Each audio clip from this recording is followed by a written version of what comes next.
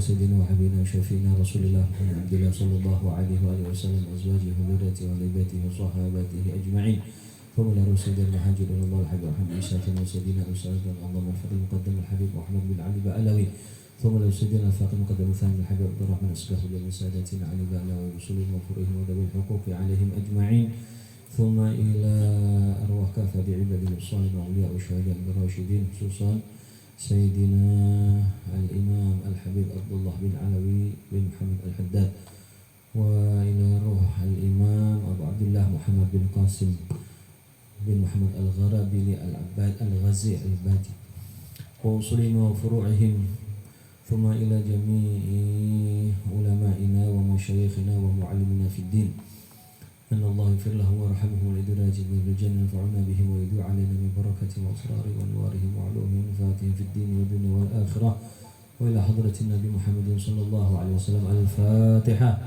أعوذ بالله من الشيطان الرجيم بسم الله الرحمن الرحيم الحمد لله رب العالمين الرحمن الرحيم مالك يوم الدين إياك نعبد وإياك نستعين اهدنا الصراط المستقيم صراط الذين أنعمت عليهم غير المغضوب عليهم ولا الضالين آمين. Alhamdulillahirrahmanirrahim. Hadirin, insyaallah kita akan mulai pembahasan kitab kita. Yang pertama kita baca kitab Risalah Mu'awanah dulu. Pertemuan yang lalu insyaallah kita sudah sampai pada halaman 6 kalau tidak salah ya, halaman 6 dari pembahasan ya waqad hatsani alam tithali hadzal amri. Pada paragraf yang ketiga kalimat waqad hatsani.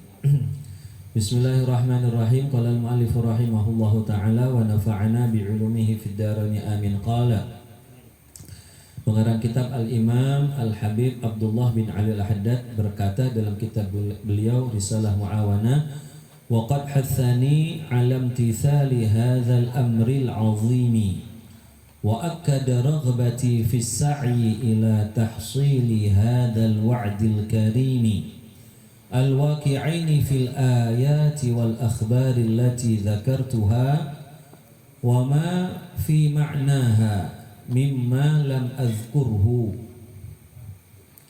Su'alu akhin minas sadati sadiqin fil iradah salikin li sabilis sa'adah iltamasa minni an aktuba lahu wasiyatan yantafi'u biha fa'ajabtuhu ila dhalik raghiban fima taqaddam minal imtithali lil awamiri wal fawzi bith thawabi wa fi ma'unatillahi ta'ala wa an yakuna subhanahu fi hajati ala wafqi ma akhbara bihi rasuluhu anhu fi qawlihi alaihi salatu wassalam man kana fi hajati akhihi kana Allahu fi hajatihi wallahu fi auni al-abdi ma kana al-abdu fi auni akhihi.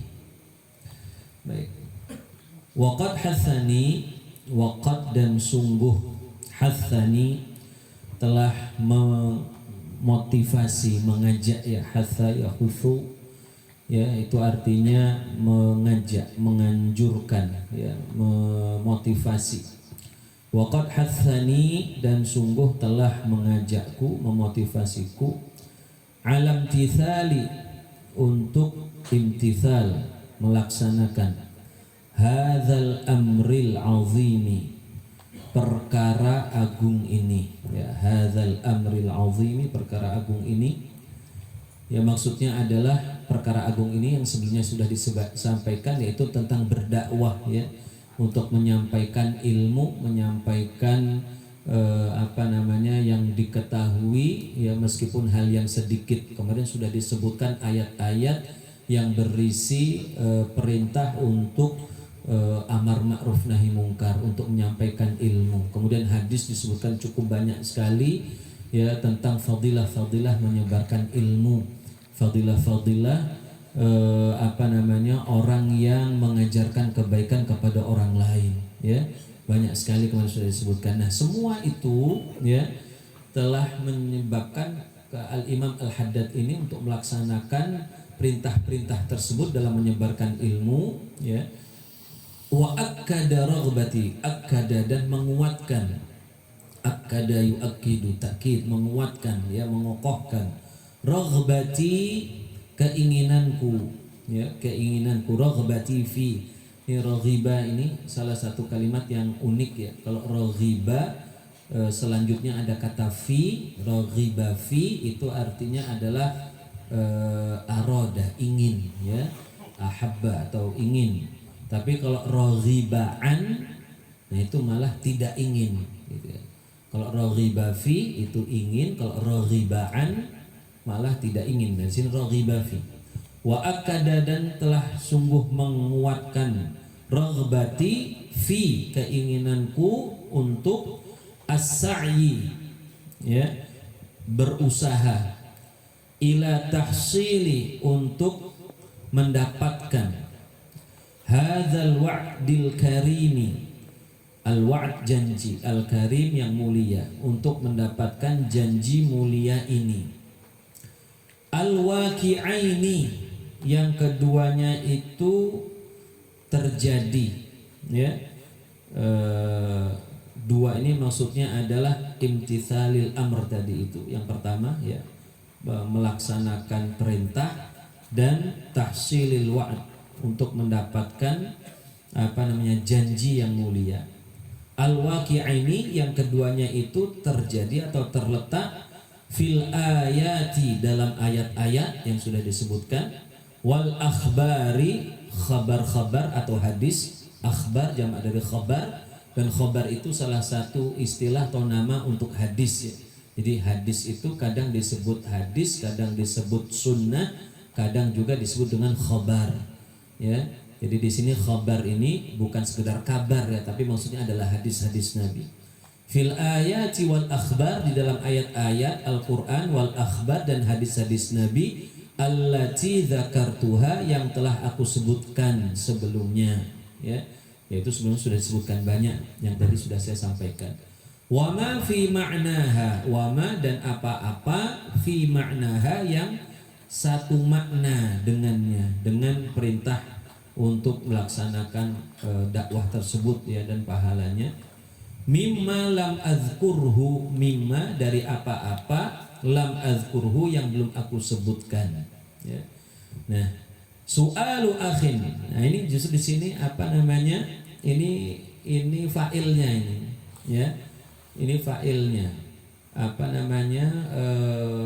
fi'ilnya mana, kata kerjanya mana, hatsani di awal tadi, waqad hatsani ya, alam tisali ini semua, dan sungguh telah memotivasiku. Apa yang memotivasi belum disebutkan. Nah ini sekarang ini yang memotivasi itu ini. Jadi fa'ilnya ini sangat di belakang sekali ya. Biasanya kan fa'il agak di depan-depan ya, namanya fa'il, pelaku. Tapi ini fa'ilnya, pelakunya, bahasa Indonesia subjeknya lah ya. Ini ada kata kerja tapi subjeknya itu di ujung belakang ya. Waqad hassani, aslinya waqad hassani su'alu akhin minas sadah ya, begitu. Su'alu akhin, su'alu permintaan, akhin seorang saudara, minas sadah dari sadah ya. Sadah ini jamak dari sayyid ya. Sayyid ini yang dimaksudkan di sini maksudnya adalah para keturunan Rasulullah SAW, zuriyah ya, para zuriyah Nabi. Ya, zuriyah Nabi itu kadang digelari sayyid, jamaknya sadah. Ya, sayyid itu secara bahasa artinya tuan atau pemimpin ya, atau penghulu ya, atau ketua ya, sayyid.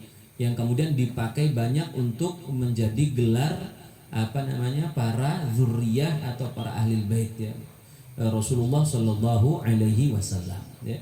Juga dipakai di Indonesia ini sekarang yang lebih umum dipakai kata Habib ya, Al-Habib itu juga dipakai, tapi penggunaan Habib ini lebih belakangan daripada kalimat Sayyid. Kalau Sayyid itu sudah lama ya, Rasulullah SAW menyebutkan dirinya juga Sayyid. Nah, itu juga salah satu alasan kenapa keluarga Nabi juga disebut Sayyid, karena Rasulullah pernah menyebut Sayyiduna Hasan dan Husain cucu beliau, hadza ibni hadza, anakku ini sayyidu syababi ahli jannah, sayyidnya ya, pemimpinnya.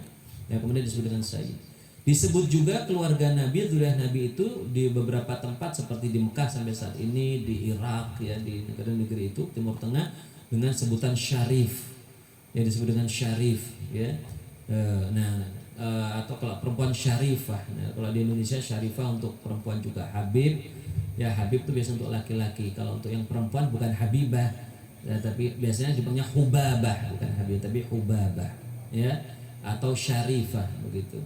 Ya, nah jadi biasanya saya ulang lagi, penggunaan gelar itu ada 3 untuk para keluarga Nabi, disebut Sayyid, ini yang paling lama, kemudian ada Syarif, dan yang ketiga Habib, ya Habib, ya begitu. Ini penggunaan sebagai gelar. Jadi sini sebutkan su'alu akhin minas sadah, permintaan seorang saudara dari sadah, dari salah seorang zuriyah Nabi lah, kira-kira begitu, dari salah seorang sayyid.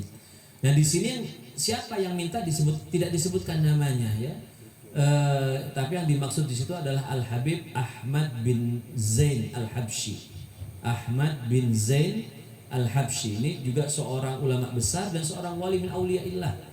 Ya, Ahmad bin Zain Al Habsyi. Jadi Imam Haddad ini, Abdullah Al Haddad, punya banyak murid, banyak yang jadi ulama-ulama besar. Salah satunya murid beliau ini Al Habib Ahmad bin Zain Al Habsyi. Ya, kitabnya yang sangat terkenal Risalah Al Jami'ah ya, Ar-Risalatul Jami'ah ya. Su'alu akhin. Jadi akh di sini maksudnya adalah Al Habib Ahmad bin Zain Al Habsyi. Sadiqin fil iradah, sadiq yang serius ya, yang jujur, yang benar-benar. Sadiqin fil iradah, dalam keinginannya, yang mintanya benar-benar lah gitu maksudnya, yang berharap dengan penuh pengharapan. Salikin fi lisabilis sa'adah, salik yang meniti ya, berjalan ya, salik berjalan yang lisabilis sa'adah, jalan meniti jalan, sabil itu jalan ya, meniti jalan as-sa'adah, kebaikan. Nah, salik ini juga bisa berarti dalam istilah dalam ilmu akhlak itu untuk menyebut orang-orang yang sedang serius mendalami ilmu tasawuf, ilmu akhlak ya, dalam bahasa lain murid ya, murid. Kalau sekarang bahasa kita, kalau sekarang ini inilah ya, pengikut thariqah, nah kira-kira begitu. Tapi yang benar-benar ini bukan sekedar baiat tapi nggak ngamalkan, bukan begitu, tapi serius, akhlak zahir batinnya dijaga. Itu biasa disebut dengan salik ya, atau murid ya begitu. Salikin lisabilis sa'adah, yang sedang meniti jalan kebahagiaan. Iltamasa minni an aktuba, iltamasa ya, iltamasa memohon dengan lembut ya. Iltamasa itu artinya secara bahasanya menyentuh ya, tapi maksudnya di sini dipakai untuk memohon dengan kelembutan ya, permohonan yang lembut. Iltamasa minni, memohon kepadaku, an aktuba, untuk menulis ya, memohon kepadaku maksudnya kepada Imam Haddad untuk menulis, an aktuba lahu, untuknya, wasiyatan, sebuah wasiat. Wasiat ini dalam bahasa Arab bisa artinya nasihat, tapi nasihat yang kuat begitu ya, nasihat yang yang serius begitu. Ini biasa pakainya wasiat, dan itu banyak di dalam beberapa hadis Nabi. Misalnya ada sebagian sahabat yang minta kepada Nabi, ya Rasulullah ausini, misalnya, wahai Rasulullah berilah wasiat kepadaku. Maksudnya bukan wasiat dalam bahasa kita, kalau kita sering sebut wasiat itu kan pesan sebelum wafat ya, itu ya. Memang itu dalam ilmu fikih seperti itu juga. Wasiat sebelum, pesan sebelum wafat namanya wasiat. Nah, wasiat ini biasanya lebih kepada, kalau dalam ilmu fikih, wasiat itu lebih kepada pesan dari seorang yang mau meninggal untuk menyerahkan harta kepada orang lain. Ya, misalnya si fulan mau meninggal, ya, dia punya harta, lalu dia ngomong, wahai anakku, itu nanti tolong tanah yang di sebelah sana itu kasihkan kepada si fulan. Nah, itu namanya wasiat. Ya, namanya wasiat. Ada juga kita yang dalam bahasa Indonesia juga ada, orang tuaku berwasiat tolong nanti rumah ini jangan dijual, misalnya ada gitu ya. Tolong nanti saya diziarahi setiap bulan sekali minimal ya, atau saya dipeseni diwasiati tolong menjaga anak ini ya. Itu bahasa itu juga wasiat. Tapi kalau dalam bahasa fikih itu bukan wasiat begitu, tapi itu namanya iso. Nah ini penting juga ini untuk diketahui. Iso sebenarnya satu kata juga dari wasiat. Tapi ini namanya iso dan ada iso, ada wasiat. Nah kalau wasiat itu berkaitan dengan harta, ini wajib ditunaikan. Seperti yang kita ketahui, kalau ada seorang wafat punya wasiat, dia harus tunaikan dulu sebelum bagi waris, kan begitu ya. Dan itu ada aturannya, nggak boleh lebih dari sepertiga, harus izin dari keluarga dan lain sebagainya. Nah seperti itu. Tapi kalau iso itu cuma titip pesan saja, cuma seperti nasihat. Makanya kalau misalnya ada orang, tolong ini rumah ya, rumah ini nanti jangan dijual, pokoknya ditempati bareng-bareng ya, jangan dibagi, kan itu ada begitu ya. Itu bukan wasiat sebenarnya, itu iso, itu pesan. Dan pesan seperti ini statusnya sunnah. Karena apa? Kalau rumah misalnya ditinggalkan nggak dibagi, itu malah akan jadi potensi konflik yang sangat besar ya. Mungkin di anak-anaknya mungkin bisa nerima, nggak apa-apa, namanya kakak beradik ya, masih merasakan kehidupan sama orang tuanya yang belum bangun rumah ini, masih bisa pegang itulah gitu. Tapi kalau generasi anak itu meninggal lalu berubah, yang menempati itu adalah cucu generasi ketiga, itu bakal ribet. Itu sering terjadi kan. Siapa yang mau nempati rumah itu? Kan nggak mungkin bareng-bareng semua cucu di situ ya. Mau nyuruh yang sana juga, kok enak amat itu, mentang-mentang cucu pertama misalnya, mentang-mentang anaknya, nah gitu kan. Nah makanya yang seperti itu hadirin, ini statusnya itu bukan sebuah kewajiban yang harus ditunaikan seperti menunaikan wasiat orang yang tolong harta ini kasihkan kepada si fulan. Nah, itu hanya nasihat. Seperti kalau orang tua kita pesan tolong nanti setiap bulan saya itu diziarahi ya, untuk misalnya baca tahlil di kuburan misalnya gitu ya. Nah seperti itu bukan wajib, itu nasihat, permintaan. Kalau bisa lakukan ya lakukan. Ya lakukan dengan baik, kalau enggak ya enggak apa-apa. Begitu, itu hanya nasihat saja. Dan ini namanya perbedaan antara wasiat dan iso. Sering juga ngomong begini kan orang tua, tolong nanti harta warisnya ini dibagi rata, kan gitu ya. Ini bukan wasiat yang wajib ditunaikan, ini hanya nasihat, permintaan. Kalau dilaksanakan enggak juga ya tidak apa-apa. Kalau tidak mau, apalagi bagi waris rata itu kan ada aturannya sendiri, boleh dilakukan juga boleh tidak dilakukan ya.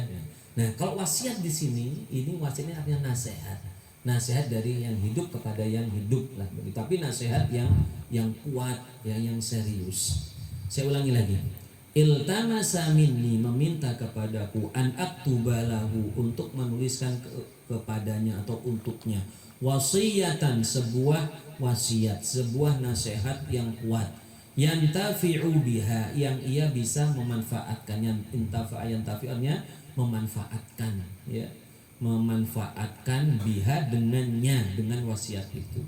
Maksudnya adalah ya, ada seorang ya, ini murid minta kepada gurunya untuk memberikan wasiat yang bisa diamalkan lah, kira-kira begitu. Fa'ajabtuhu, maka aku memenuhinya, mengiyakan lah, menyetujuinya. Fa'ajabtuhu, maka aku menyetujuinya, ila dzalik, untuk hal itu, maksudnya untuk melaksanakan permintaannya itu.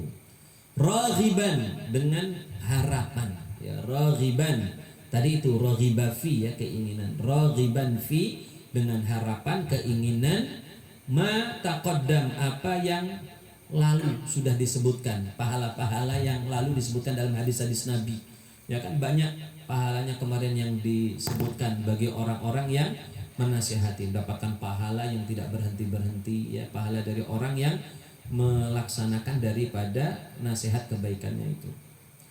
Raghiban fima taqaddam, dengan harapan, keinginan untuk mendapatkan apa yang telah lalu. Minal imtithali lil awamiri, minal imtithal, yaitu apa yang lalu itu, alimtithal, berupa pelaksanaan, lil awamir, terhadap perintah-perintah ya, awamir ya, awamir ini jamak amrun ya, dalam bahasa Arab amrun itu maknanya macam-macam. Amrun kalau di jamaknya awamir artinya adalah perintah, ya. Awamir jamaknya adalah kalau amrun jamaknya awamir artinya perintah. Tapi kalau amrun jamaknya umur, ya kan ada amrun tapi jamaknya umur. Ada amrun jamaknya awamir, ada amrun jamaknya umur, ya. Kalau jamaknya itu awamir itu maknanya perintah. Kalau jamaknya umur itu artinya perkara, hal, sesuatu. Nah, gitu. Nah, jadi di sini maksud awamirnya perintah.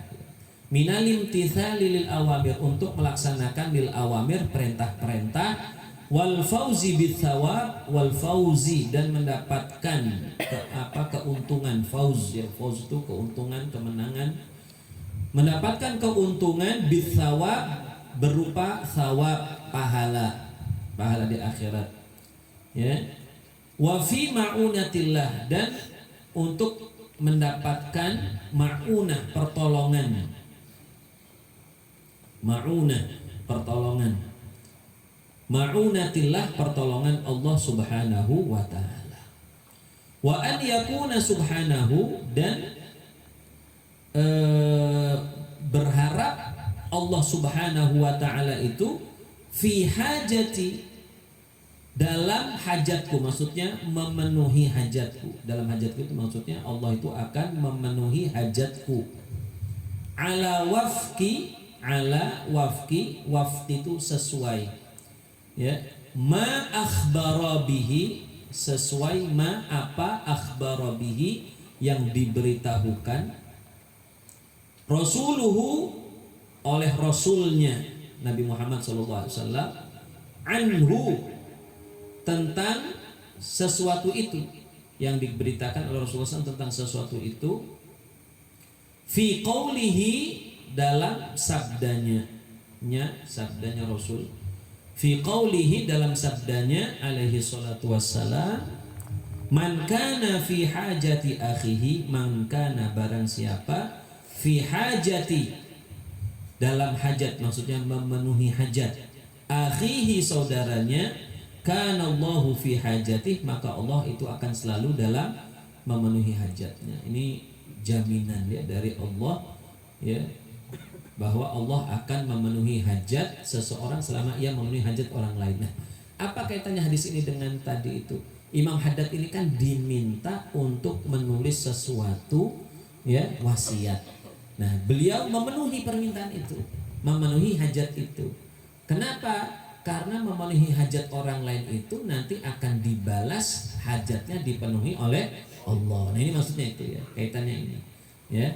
Jadi Rasulullah SAW berjanji, ya, menyatakan bahwa kita, seorang itu kalau menolong hajat saudaranya, maka Allah akan selalu menolong hajatnya. Wallahu, nah ini hadis yang kedua, ya, ini di dalam kitab ini memang Imam Haddad tidak memberikan sepertinya tidak memberikan jeda, ya, maksudnya tidak dibatasi. Padahal ini dua hadis yang berbeda. Maka itu saya kasih dikasih tanda dua kurung yang berbeda, ya. Saya kasih koma dan kasih tanda kurung yang berbeda karena ini dua hadis yang berbeda. Yang pertama tadi itu bisa dilihat, itu ada footnote-nya, pembahasannya diriwayatkan oleh muttafaq alaih, oleh Bukhari dan Muslim. Nah, kalau hadis yang kedua ini, ya, hadis yang kedua berbunyi wallahu fi aunil abdi maka nal abdu fi auni akhi. Maknanya hampir sama. Wallahu, dan Allah itu fi aunil abdi, akan atau dalam aun, pertolongan, dalam pertolongan al-abdi, hamba. Maksudnya Allah itu akan menolong hambanya, maka nal abdu, selama hamba itu fi auni akhihi, dalam menolong saudaranya, ya. Dan Allah itu dalam menolong hambanya selama hamba itu menolong saudaranya. Jadi sekali lagi ini Imam Haddad ketika menulis Risalah Mu'awanah ini, dorongan pertama itu karena ayat-ayat, hadis-hadis yang isinya perintah untuk berdakwah, perintah untuk menasehati. Juga yang kedua, pahala yang besar yang Allah berikan dari nasihat itu, dari amar ma'ruf. Yang ketiga, ini ada hajat dari seorang saudaranya yang memang sebenarnya itu adalah muridnya sendiri ya. Ya, tapi dalam kalimat tadi kan saudaranya, ini menunjukkan ketawaduan luar biasa dari Imam Haddad. Ada muridnya tapi disebut seperti saudaranya sendiri ya. Nah, seorang akan mendapatkan pertolongan selama dia mau menolong saudaranya yang lainnya, kira-kira begitu. Wa ana astaghfirullah, kita lanjutkan. Wa ana astaghfirullah wa la aqulu anna niyyati fi wad'i hadhihi ar-risalati maqsuratun ala hadhihi al-maqasidil hasanati ad-diniyah. Kaifa wa ana a'lam ma indi minasy syahawatil khafiyyah wal hududhin nafsiyyah wal iradatid dunyawiyyah wa ma ubarri'u nafsi innan nafsa la ammaratun bisu'i illa ma rahima rabbi inna rabbi ghafurur rahim wan nafsu adu wal aduwu la yu'man bal hiya a'dal a'da'i kama qala Rasulullah sallallahu alaihi wasallam a'da aduwika nafsuka allati baina jambayka walillahi darrul qaili haitsu yaqul tawaqqa nafsaka la ta'man ghawailaha fan nafsu akhbathu min sab'ina syaitana ya. Kemudian Imam Haddad menjelaskan, beliau ada uzur ya di sini, mengatakan dia mencari uzur. Wa ana astaghfirullah, dan aku minta ampun kepada Allah. Astaghfirullah, aku minta ampun kepada Allah. Wala aqulu, dan aku tidak mengatakan ya. Kenapa beliau minta ampun? Dan di sini alasannya. Wala aqul, aku tidak mengatakan anna niyati, bahwa niatku fi wad'i, dalam meletakkan, langsung dalam membuat hadhir risalati, risalah ini. Risalah itu hadirin kalau dalam makna bahasa Arab itu tulisan atau buku yang kecil ya. Buku kecil itu biasa disebutkan dengan risalah atau bahath ya, disebut risalah. Kalau kitab yang gede disebutnya kitab, gitulah ya. Kalau risalah biasanya yang simple lah gitu ya, risalah. Nah, jadi beliau nyebutnya ini risalah, makanya kitabnya juga kan namanya risalah muawanah ya. Fi wad'i hadhihi risalah, dalam wad'i, meletakkan atau menulis hadhihi risalah, risalah ini, buku kecil ini, maksuratun, hanya terbatas ya.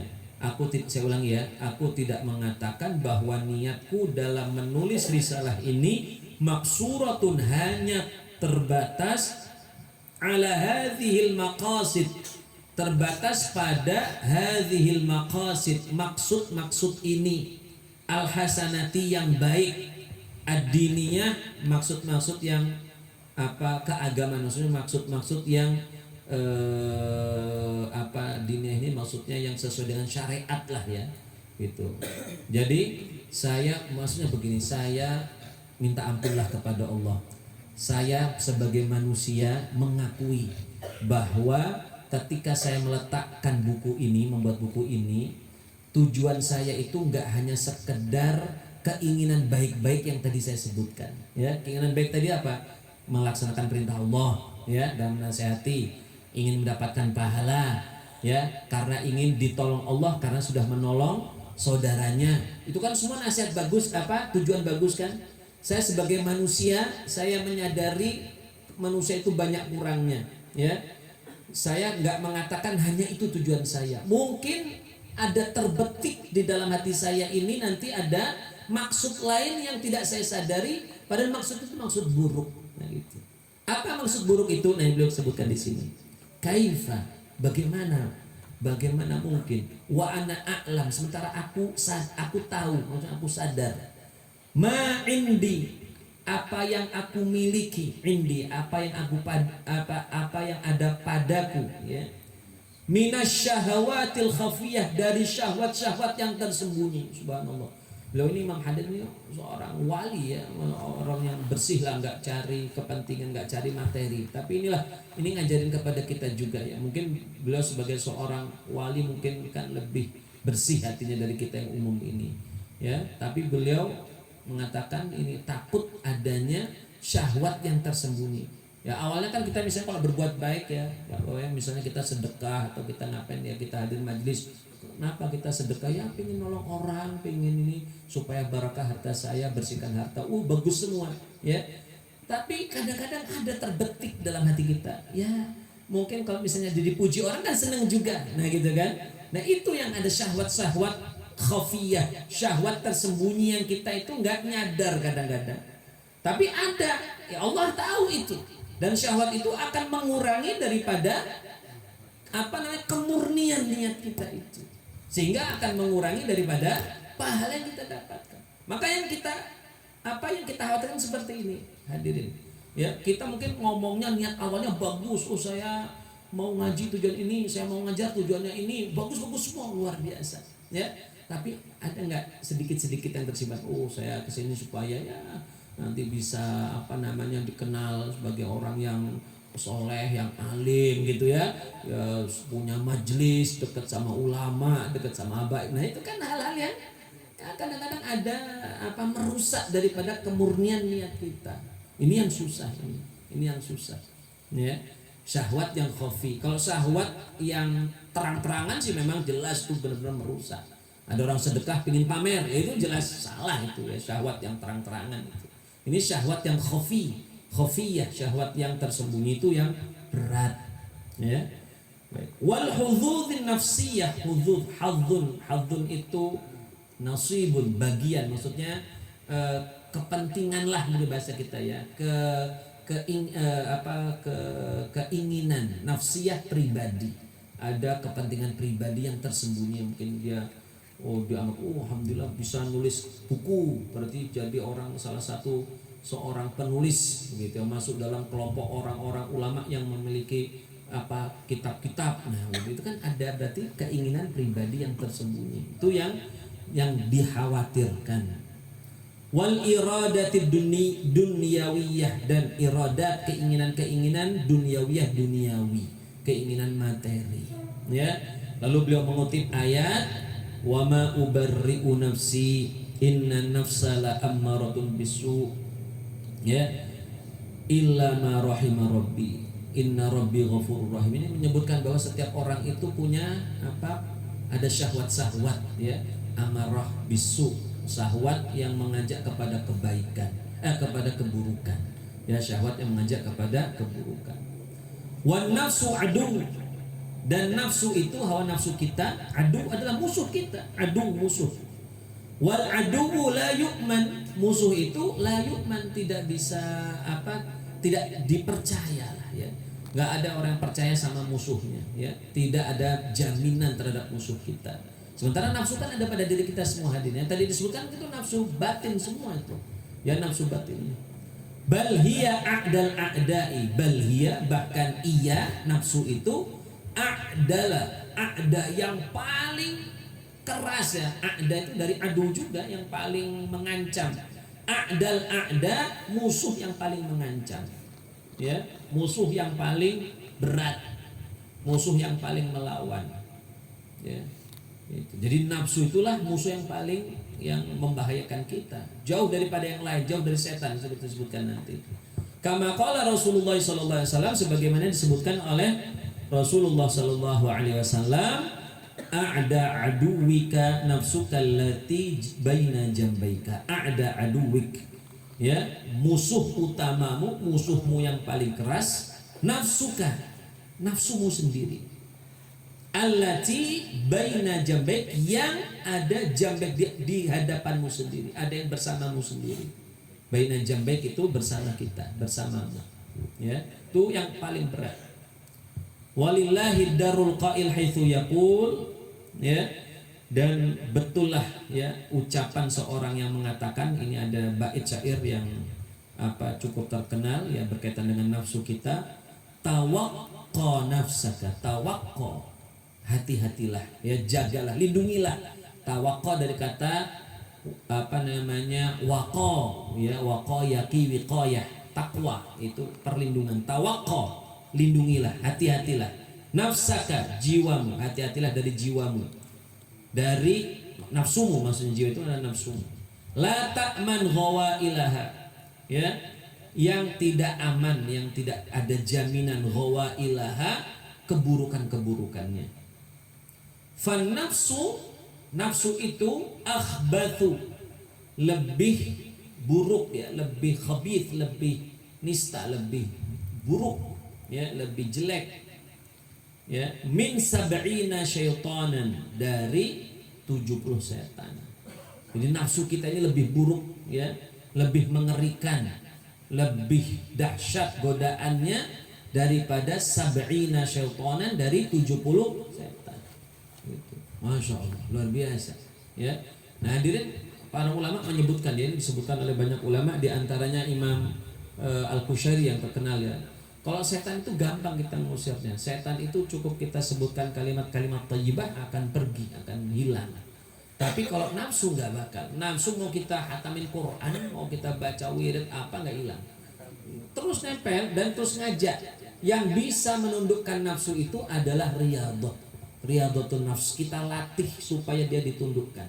Ya, seperti hewan lah, digambarkan tuh hewan liar.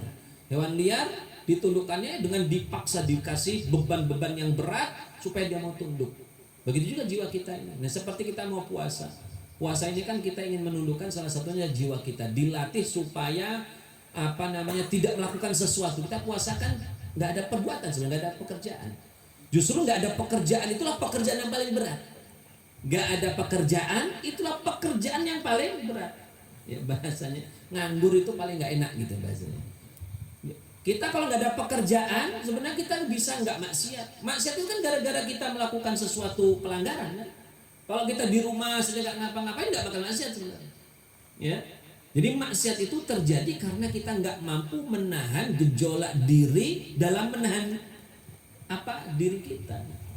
Jadi tidak melakukan sesuatu itu justru adalah perbuatan yang paling susah, ya, paling susah. Nah, itu yang kita latih dari puasa ini. Makanya lama puasa kita ini dan setiap hari, supaya memang nafsu itu harus gitu kencang kita mengajarinya. Ya. Tapi ya kita ini agak repot juga sih. Ya, orang-orang sekarang ini kalau nggak ngerti falsafah seperti ini, makna seperti ini, puasanya sering nggak ada makna. Dia nggak makan 12 jam, 13 jam, tapi pas waktunya makan, jatah siang dan sore dicekat sekalian, gitu kan? Jadi cuma memindahkan waktu makan, ya, jumlahnya masih sama, bahkan lebih banyak dan lebih enak-enak, ya. Kalau sudah puasa itu berbagai macam makanan keluar, ya, dari persembunyian. Kalau mau nyari makanan yang aneh-aneh itu pas Ramadan, ya, ketemu semuanya, itu, ya, subhanallah.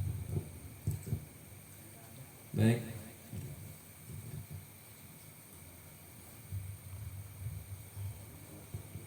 Kita lanjutkan lagi sedikit. Allahumma alhimni rushdi wa a'idhni min syarri nafsi. Allahumma inni a'udhu bika an usyrika bika wa ana a'lam wa astaghfiruka lima la a'lam. Allahumma, ini doa beliau, ya. Ini salah satu doa yang dipakai kalau kita khawatir, hadirin, terhadap syahwat-syahwat khafiyah, ya. Syahwat-syahwat khafiyah, keinginan pribadi yang tersembunyi. Bahasa lainnya riya, tapi kita nggak sadar kalau kita lagi riya, ya. Riya, ingin pamer tapi kita nggak sadar lagi riya. Atau kadang-kadang kita dipuji oleh orang, kamu masya Allah ya, rajin ya hadir majlis begini-begini, ya, alhamdulillah, ini hatinya sedang alhamdulillah, saya senang gitu, ya. Itu ada syahwatnya, dia senang dipuji orang, ya. Nah, seperti itu ada doa, ini salah satunya. Bahkan kalau tidak salah doa ini bagian dari hadis, ya. Kalau kita dipuji sesuatu yang memang sebenarnya kita serahkan lagi kepada Allah SWT, ya.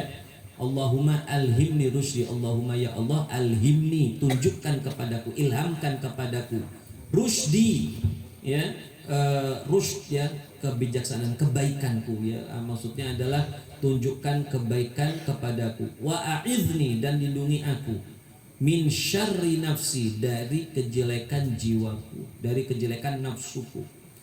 Allahumma ya Allah, inni a'udzubika, aku a'udzubika, berlindung kepadamu, an usyrika, untuk menyekutukan, bika, menyekutukanmu, wa ana a'lam, sementara aku tahu.